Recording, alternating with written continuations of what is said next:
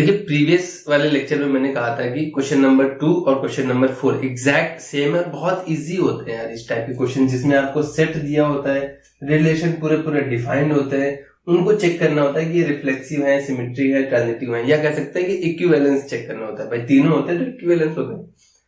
इस टाइप के क्वेश्चन सबसे इजी इस टाइप के क्वेश्चन होते हैं। दिक्कत वहां आती है ना जहां पे फंक्शन भी लैंग्वेज के फॉर्म में दे रखा है, सेट भी कुछ डिफाइन नहीं होता। जैसे हमने क्वेश्चन नंबर 3 इसके पहले वाले लेक्चर में क्वेश्चन नंबर 3 के तीनों पार्ट बहुत अच्छे से एक्सप्लेन किए, वो देख लीजिएगा।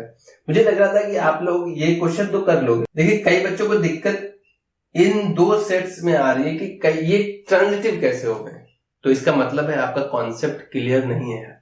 ठीक है, चलिए आज इस वीडियो में हम यही क्वेश्चन डिस्कस करेंगे, अच्छे से डिस्कस कर देंगे, फिर इसके बाद आपको इस टाइप के क्वेश्चंस में दिक्कत नहीं रहेगी।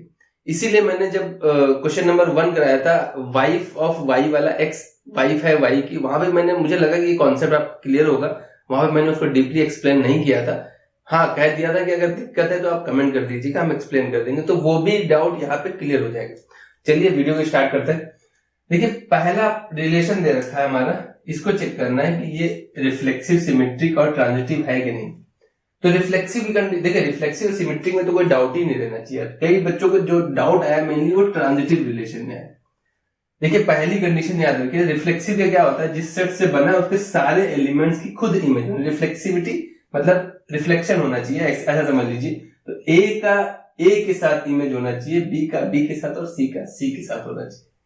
तो सबसे रिफ्लेक्सिव चेक करने का सबसे अच्छा सेट देखो, ए है तो ए ढूंढ लो, बी है तो बी ढूंढ लो, और सी है तो सी ढूंढ लो। यानी ये पक्का R1 कैसा है, हम पहले की बात कर रहे हैं। सो R1 कैसा है, सो R1 इज रिफ्लेक्सिव। समझ में आ गया, मैं ऐसे बिल्कुल लिख नहीं रहा। रीजन क्या है, एक चाहे तो आप यहाँ पे लिख दीजिए कि A बिलोंग्स टू A, और मुझे पता चल रहा है A बिलोंग करता है R को, मैं इस रिलेशन में है। फिर लिखोगे B बिलोंग करता है A को, और B भी है रिलेशन में। फिर C बिलोंग करता है A को, फिर C भी हमारा रिलेशन में। या ऐसे भी लिख सकते हो कि every element of A is associated with itself in the given relation. ठीक है, ऐसे भी लिख सकते हो। तो आपको तीनों स्टेप नहीं दिखाने पड़ेंगे। यहाँ पे मैंने एक को मेंशन कर दिया है कि A जिस तरीके से है वैसे ही आपके B भी अवेलेबल और C भी अवेलेबल। सिमेट्रिसिटी क्या होती है, सिमेट्रिसिटी भी बहुत इजी होती है। सिमेट्रिसिटी में क्या होता है कि ये जो रिफ्लेक्सिव वाली जो आइडेंटिकल कंडीशन होती है इनको छोड़ देते हैं, इस पे आते हैं। ए बी है तो बी ए ढूंढो, बी ए अवेलेबल है क्या। आपने देखा कि ए कॉमा बी रिलेशन में है, तो सिमेट्रिसिटी क्या कहती है, यहाँ पे अगर आप मिरर लगा दोगे तो इसका अपोजिट रिलेशन मतलब एलिमेंट बी कॉमा ए अवेलेबल होना चाहिए रिलेशन में। तो आप देखो जरा, ए बी है, बी ए कहीं दिखा आपको, नहीं है, बी ए अवेलेबल नहीं है रिलेशन में, तो ये सिमेट्रिक नहीं है, ये रिफ्लेक्सिव था। समझ में आ गया। तो ये दोनों तो कॉन्सेप्ट सबके लगभग क्लियर है, बहुत इजी होते हैं। उसकी उसी से इमेज होनी चाहिए, जितने एलिमेंट है सबकी उससे इमेज होनी चाहिए। सिमेट्रिसिटी क्या होती है, आइडेंटिकल वाले को छोड़ के हम देखते हैं उसका अपोजिट है उसकी सिमेट्रिसिटी। मिरर के अलॉन्ग से आप सिमेट्रिक दिखते हो, वैसे ही इनका अपोजिट। ए बी है तो बी ए ढूंढो, नहीं है तो आगे चेक ही मत करो यार, यहीं पे खत्म हो गया वो। फिर आता है ट्रांजिटिविटी।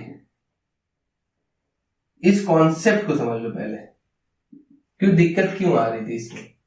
इस कॉन्सेप्ट को समझते हैं, पहले इस रिलेशन को देखिए जरा।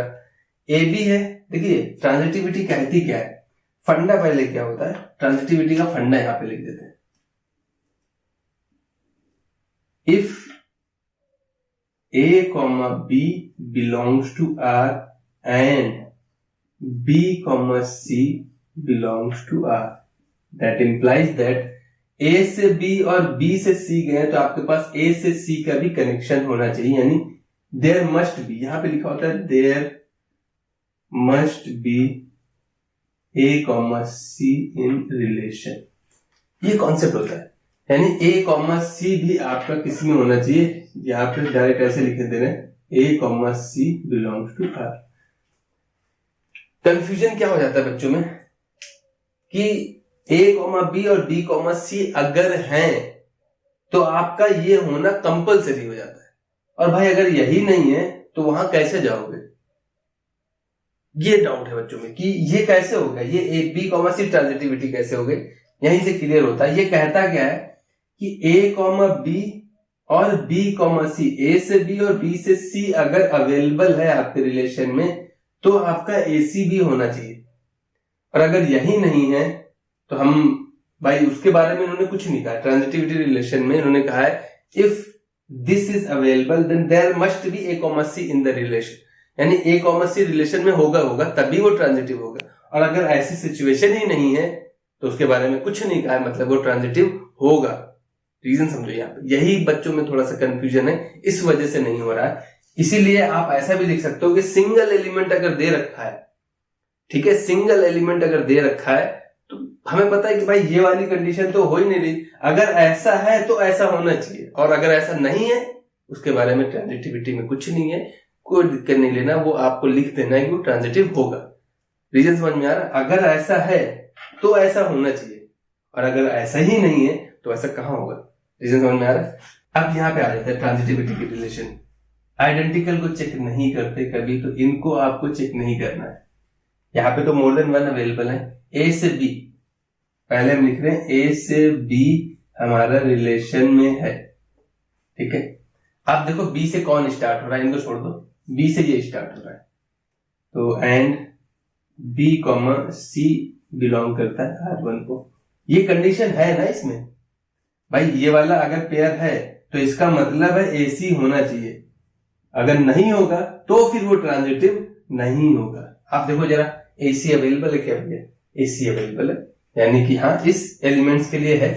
अब देखो कोई और बी से स्टार्ट हो रहा था, ए बी, ये वाला हम चेक कर चुके हैं, और कोई स्टार्ट नहीं। अब AC पे आ जाए, आइडेंटिकल वालों को चेक नहीं करते, AC देखे जैसे हम चेक कर लेते हैं, ए कॉमा सी हमारा बिलोंग करता है R1 को, एंड अब देखो सी से कौन स्टार्ट हो रहा था, सी से हमारा ये स्टार्ट हो रहा था, सी से हमारा ए कॉमा सी आइडेंटिकल आ जाएगा, ये सिमेट्रिक वाला है, ए कॉमा सी और सी कॉमा ए, मतलब ए ऑलरेडी अवेलेबल है, इसको चेक नहीं करेंगे। और देखो सी से ये है, A comma C comma B, A B available, ठीक है, इसको भी नहीं चेक करेंगे। बी सी पे चेक करते चलिए, ये तो सारे दिख गए ना, बी सी देख लेते जरा, बी कॉमा सी बिलोंग करता है R1 को।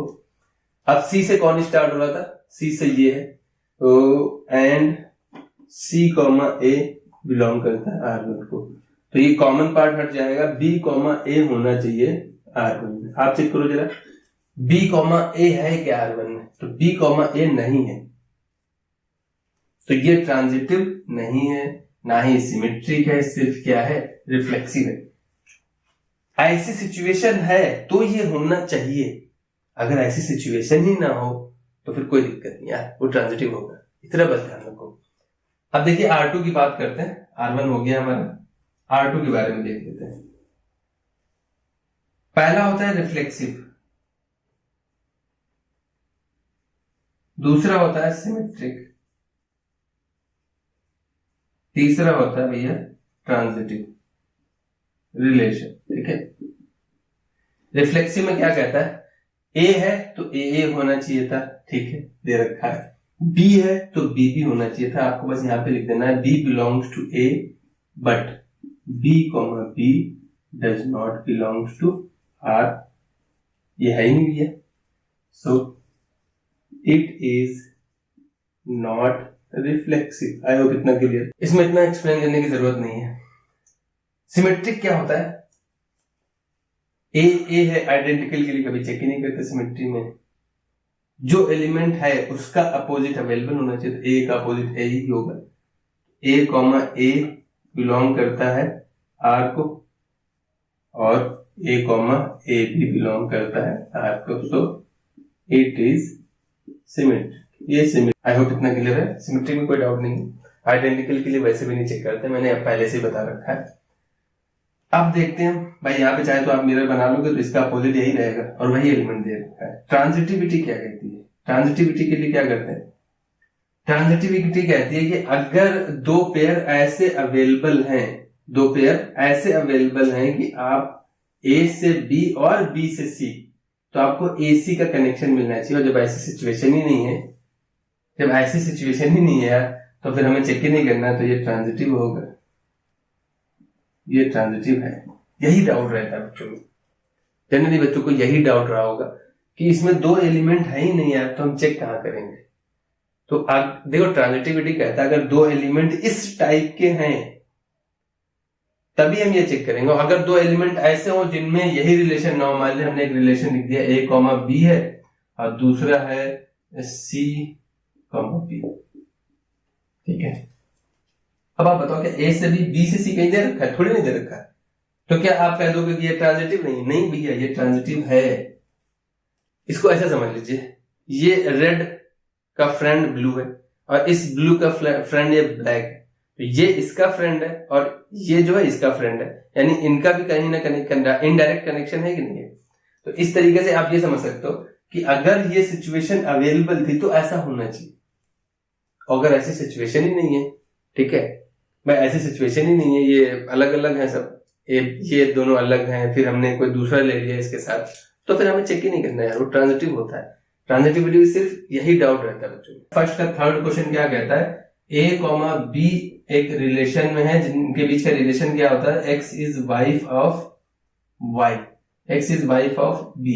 x y दे रखे थे यहाँ पे, चलिए x y ले लेते हैं, x, y है, x is wife of y, ऐसा रिलेशन दे रखा था। तो इसके लिए क्या था कि अगर हमने x, y and y, z लिया है तो हमारा रिलेशन में क्या आना चाहिए था, x, z आना चाहिए था। आप सोचो x वाइफ है y की, तो y तो हस्बैंड हो गया। अब y किसी की वाइफ थोड़ी नहीं बन सकता है, वाइफ कहां बन पाएगा भाई, ये तो हस्बैंड है, हस्बैंड किसी की वाइफ कैसे बन सकता है, यानी यही नहीं अवेलेबल होगा रिलेशन में। जब हम a से b और b से c ही नहीं जा पा रहे तो इसके होने से क्या फर्क पड़ता है, तो यही अवेलेबल नहीं है। जब ये पेयर ही नहीं है तो ये भी नहीं होगा। रीजन समझ में आ रहा है? तो इसका मतलब है कि ये कंडीशन अगर होती तो हम ये चेक करते हो, जब ये नहीं है तो इसका मतलब वो ट्रांजिटिव होगा, इसीलिए वो ट्रांजिटिव है। वहां पे एक्सप्लेन नहीं किया मैंने, लेकिन मैंने मेंशन कर दिया था कि आप कमेंट कर देना अगर समझ में नहीं आता है।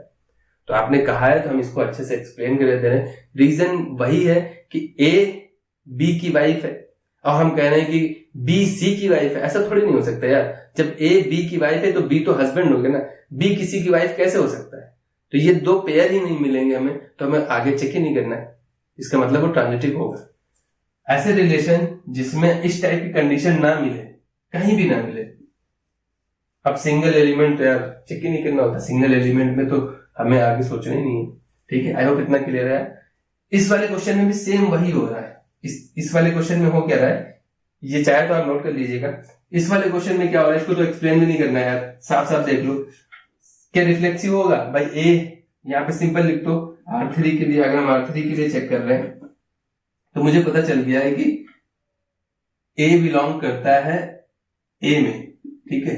A में देखिए ये एलिमेंट है, क्या A, बिलोंग करता है R में? वो हमें दिख रहा है नहीं बिलोंग करता है, तो ये रिफ्लेक्सिव नहीं है। सिमेट्रिसिटी क्या कहती है कि जो एलिमेंट है, एक ही एलिमेंट है, ये बिलोंग कर रहा है A को, क्या इसका उल्टा C, B बिलोंग कर रहा है? नहीं भैया, ये भी नहीं है, तो भैया ये सिमेट्रिक भी नहीं है।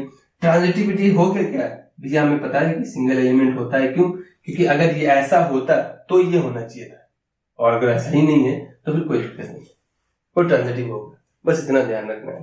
तो ठीक है, ये हमें लगता है कि अब ये डाउट आपको क्लियर हो गया होगा कि कई बच्चों को क्यों नहीं आ रहा था कि ये ट्रांजिटिव कैसे है, ठीक है। 4th नंबर भी देख लेते हैं जरा। 4th नंबर क्वेश्चन कैसे होगा, रिफ्लेक्सिव तो नहीं है, साफ साफ दिख रहा है भाई, उसकी इमेज होनी चाहिए थी। ए है तो ए की इमेज होनी चाहिए थी, बी है तो बी की इमेज होनी चाहिए थी, सी इनपुट है तो सी की भी इमेज होनी चाहिए, किसी की भी नहीं दे रखी, तो ये रिफ्लेक्सिव नहीं। मेंशन कैसे करते हैं मैंने बता रखा है आपको। अब सिमेट्रिसिटी क्या कहती है, ए बी है तो इसका उल्टा देखो, बी ए नहीं है, तो सिंपल ये सिमेट्रिक भी नहीं। लिखना कैसे मैंने एक्सप्लेन कर रखा है। अब देखते हैं ट्रांजिटिविटी क्या कहती है। ए से बी और बी से सी हम जा सकते हैं, ए से बी R4 में है एंड बी से सी भी आपका R4 में है, ऐसी सिचुएशन है तो कहता है ट्रांजिटिविटी कि ऐसा भी होना चाहिए रिलेशन। अब देखो क्या है, मुझे दिख रहा नहीं, तो ये ट्रांजिटिव भी नहीं है। रीजन समझ में आ रहा है कि एक रिलेशन कहां पे ट्रांजिटिव होता है, कहां पे नहीं होता है। तो बस इतना ध्यान रखो, अगर सिंगल एलिमेंट दे रखा है सी दोनों तो वो हमेशा ट्रांजिटिव होता है। और अगर दो एलिमेंट दे रखे हैं, मान लिया ऐसे दे दिया हमने, एक दे दिया ए कॉमा बी और एक दे दिया बी कॉमा सी। एक एग्जाम्पल हम ले रहे हैं कि हमने लिखा एक रिलेशन है A comma B C comma D F comma E, ऐसा दे दिया। अब इनमें ट्रांजिटिविटी चेक करना, रिफ्लेक्सिव सिमेट्री तो आप देख लोगे। देखो ए से बी और बी से सी मिल रहा है, जैसे आपने मैट्रिक्स में पढ़ रखा है ना, ए 2x3 और बी आपका 3x4। अगर ऐसा है तो ही मल्टीप्लीकेशन पॉसिबल होता है। आपने वेक्टर में पढ़ रखा है ए से बी गए और बी से सी गए, इसका मतलब ए सी होना चाहिए तभी एडिशन होता है, ठीक है। तो उस हिसाब से यहाँ पे देखो, अगर ये अवेलेबल है ए से बी बी से सी, तो इसका मतलब है कि ए सी होना चाहिए था इस रिलेशन में, और जो नहीं दे रखा है इसका मतलब ये ट्रांजिटिव नहीं है। अब इसकी बात कर ले, ए बी है, क्या बी से कोई स्टार्ट हो रहा? नहीं हो रहा। सी डी है, क्या डी से कोई स्टार्ट हो रहा? नहीं हो रहा। एफ ई है, क्या एफ से कोई स्टार्ट हो रहा? नहीं हो रहा। यानी ये वाला पेयर वाली कंडीशन ही नहीं है, तो ये पक्का ट्रांजिटिव है, ट्रांजिटिव होगा। अगर ऐसा होता है तो ऐसा होना चाहिए, ये बोलता है, ठीक है। तो ये जो डाउट था आपका, मुझे लगता है इस वीडियो में क्लियर हो गया होगा यार। फिर भी कोई डाउट रहता है तो आपको कमेंट कर देना है, वीडियो को एक दो बार रिवाइंड करके देख लेना है।